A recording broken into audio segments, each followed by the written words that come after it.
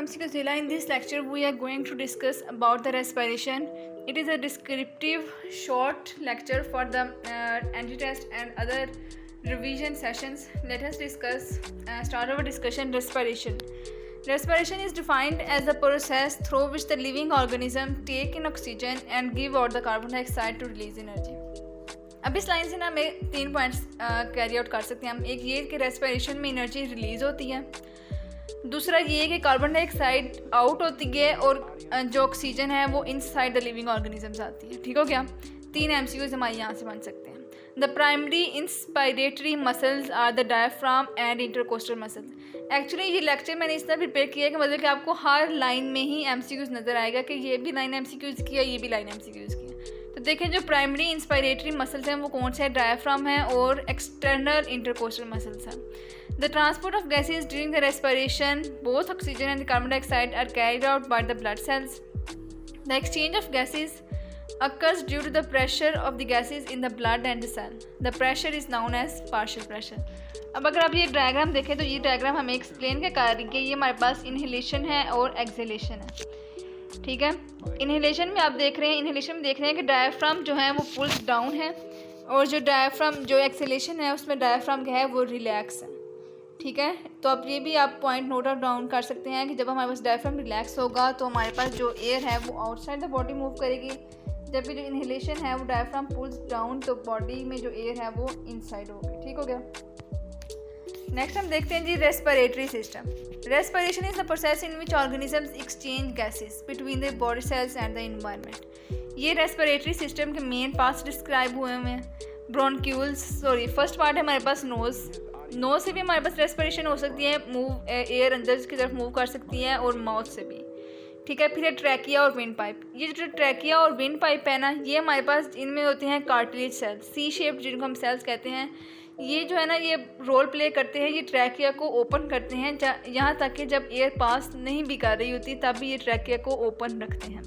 ठीक हो गया। फिर हमारे पास नेक्स्ट आ जाता है जी ब्रोंकियल ट्यूब्स। ये दोनों लंग्स में जाती हैं। ठीक हो गया। नेक्स्ट है हमारे पास जो डायफ्राम भी उन्होंने मेंशन किया हुआ है। फिर जो ब्रोंक्यूल हैं जो हमारे पास वो नेक्स्ट ब्रोंक्यूल्स जो ब्रोंकाई हैं। ठीक है। ट्रैकिया आ रही है वो 2 ब्रोंकाई में डिवाइड हुआ, ब्रोंकाई फर्दर ब्रोंक्यूल्स में डिवाइड होंगे और ब्रोंक्यूल्स नेक्स्ट हमारे पास एयर सेक्स एल्वियोलाइज बनाएंगे। ठीक है। जो हमारे पास एक्चुअली जो है एक्सचेंज ऑफ गैसेस की जो फैक्ट्री है ना वो हम एल्वियोलाई को कह सकते हैं। जो स्ट्रक्चरल फंक्शन रोल प्ले कर रहा है वो हमारे पास एल्वियोलाई है। ठीक हो गया। नेक्स्ट क्या कहते हैं respiration of the 2 ways, external respiration and the internal respiration. Exchange of gases between lungs and blood is called external respiration.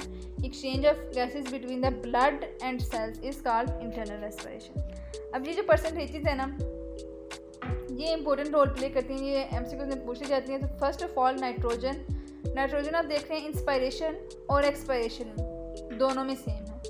फिर आ जाता है जी ऑक्सीजन जो इंस्पायर कर रहे होते हैं उसमें ऑक्सीजन की अमाउंट ज़्यादा होती है, जो हम एक्सपायर कर रहे होते हैं, जो हम निकाल रहे होते हैं बॉडी से रिमूव कर रहे होते हैं कोई भी ऑर्गेनिज्म, वो हमारे पास उसमें ऑक्सीजन की अमाउंट कम होती है। उसमें कार्बन डाइऑक्साइड की अमाउंट ज़्यादा होती है। और जो कार्बन डाइऑक्साइड हम एयर इनहेल कर रहे होते हैं उसमें कार्बन डाइऑक्साइड की अमाउंट कम होती है और जो एक्सहेल कर रहे होते हैं उसमें कार्बन डाइऑक्साइड की अमाउंट ज़्यादा होती है। नेक्स्ट जी lung capacities, inspiratory capacities, total lung capacities और वाइटल कैपेसिटीज़।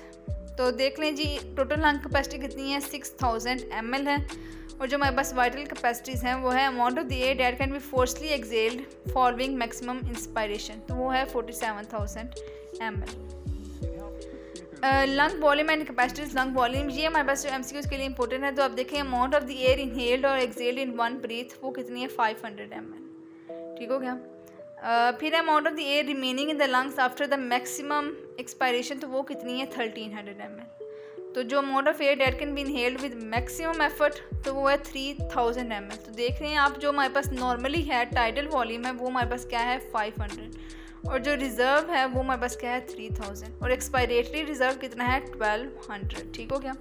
नेक्स्ट ये है जी organs of the respiration. Total हम 9 ऑर्गन्स डिस्कस करेंगे रेस्पिरेशन के। तो फर्स्ट हमारे पास आ जाता है नोज और nasal cavity. Process of respiration begins with nasal cavity. ये देखिए डायग्राम में भी मेंशन है। Next main route of the air entry वो क्या है हमारे पास नेजल कैविटी है, बाकी हम माउथ से भी एयर को एंटर कर सकते हैं। When we breathe air follows to the nostrils enter the nasal cavity, it consist of such cells which releases the mucus. Mucus भी होता है और हेयर भी मौजूद होते हैं। Mucus is a salty and sticky substance which helps in killing bacteria. It has got hairs which block the inhalation of large particles. Divide in the right and left nasal septum, divides and sensory organ for the smell. अब देखें जी, जो ये structure आपको देख रहे हैं, जो septum है ना वो हमारे पास जो नेजल कैविटी है ना वो उसको डिवाइड कर रहे हैं नॉस्ट्रिल्स हमारे पास, जिसकी वजह से हमारे पास नॉस्ट्रिल्स नंबर्स में 2 हो जाते हैं, वो हमारे पास इसकी वजह से है, जो कि नेजल सेप्टम है। ठीक है, इस स्ट्रक्चर को हम देखें तो ये भी हमारे पास नेजल कैविटी बता रही है। फिर नेजोफेरिंग्स है, फिर ये देखें फेरिंग्स को भी फर्दर डिवाइड किया गया है, ये हम नेक्स्ट देखेंगे। ठीक हो गया। तो नेजल कैविटी में हम कह सकते हैं कि नेजल कैविटी में जो फिल्ट्रेशन है वो किन की वजह से हो रही है, वो हमारे पास म्यूकस और हेयर की वजह से हो रही है। ठीक हो क्या। हेयर्स हैं जो लार्ज पार्टिकल्स को ब्लॉक करते हैं और म्यूकस है वो स्मॉल पार्टिकल्स को ब्लॉक कर रहे हैं। नेक्स्ट आ जाती है फेरिंग्स। फेरिंग्स देखें, it is also called throat, 12 to 14 centimetre long tube. MCUs के लिए इंपॉर्टेंट हो गया ये। नेक्स्ट देखें, इसका हम कहते हैं divide into the 3 parts, nasopharynx, oropharynx and the laryngopharynx. ठीक हो गया। तो जो नेजोफेरिंग्स है, it is upper part of the pharynx associated with the nasal cavity, इसी वजह से इसका नाम नेजोफेरिंग्स है, जो ओरल कैविटी के साथ है और फिर जो लेरिंग्स के साथ अटैच है। ठीक हो गया। नेक्स्ट हम देख लेते हैं जी फेरिंग्स। ये भी आप याद रखें कि जो फेरिंग्स है वो कॉमन पार्ट है हमारे पास रेस्पिरेटरी और डाइजेस्टिव सिस्टम का। लाइज इन द नेक, जो लेरिंग्स है, ठीक है, lies in the next. Length कितनी है इसकी, 3.5 to 4.5 सेंटीमीटर। तो इसके हिसाब से जो हमारे पास फेरिंग्स था वो हमारे पास लेंथ में लेरिंग्स से ज़्यादा होगा कि कम होगा, तो वो ऑफ कोर्स हमारे पास लेरिंग्स से ज़्यादा है और काफ़ी ज़्यादा है, हम 3 गुना ज़्यादा कह सकते हैं। ठीक हो गया। जबकि ये देखें, ये 12 सेंटीमीटर है और वो कितना है, 3 to 4 centimetre. Formed by cartilage, तो हम लेरिंग्स में हमारे पास कार्टिलेज क्या होते हैं, मौजूद होते हैं। ठीक हो गया। ये सेपरेट करता है फूड और जो एयर पैसेज वे है।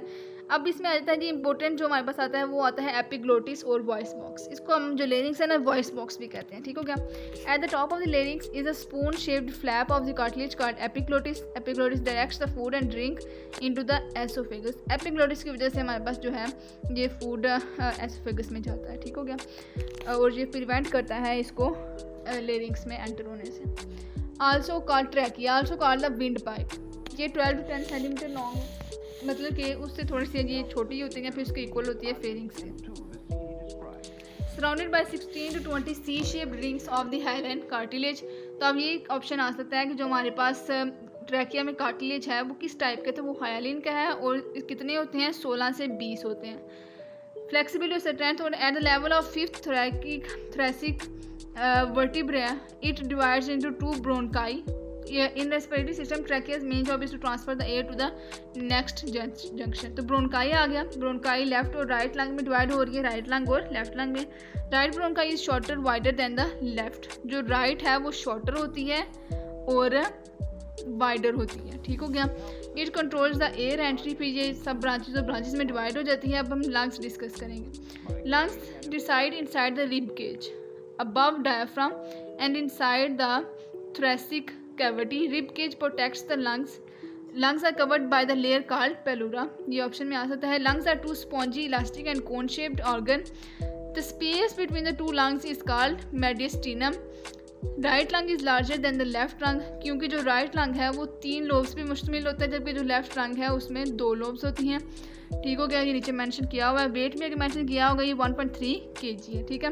लंग्स के आप सारे पॉइंट्स अपने सेम में रखिएगा, ये सारे इंपॉर्टेंट हैं। फिर जो 7th पार्ट है वो आ जाता है ब्रोंकियल ट्री, जिनको हम ब्रोंक्यूल्स भी कह सकते हैं। The branches and sub branches of bronchi are called bronchioles. ठीक है। जब ब्रोंक्यूल्स फर्दर डिवाइड होंगे तो वो हमारे पास क्या आ जाएगा, वो हमारे पास आ जाएगा alveoli. Alveoli is the actual site of gaseous exchange of the oxygen and carbon dioxide between the lungs and the blood. ये बेसिक यूनिट है रेस्पिरेटरी सिस्टम का। अब जो कन्फ्यूजन होती है वो हमारे पास क्या होती है, एल्वियोलाई और एयर सैक्स में, तो हम एल्वियोलाई को ही कहते हैं एयर सैक। ठीक हो गया।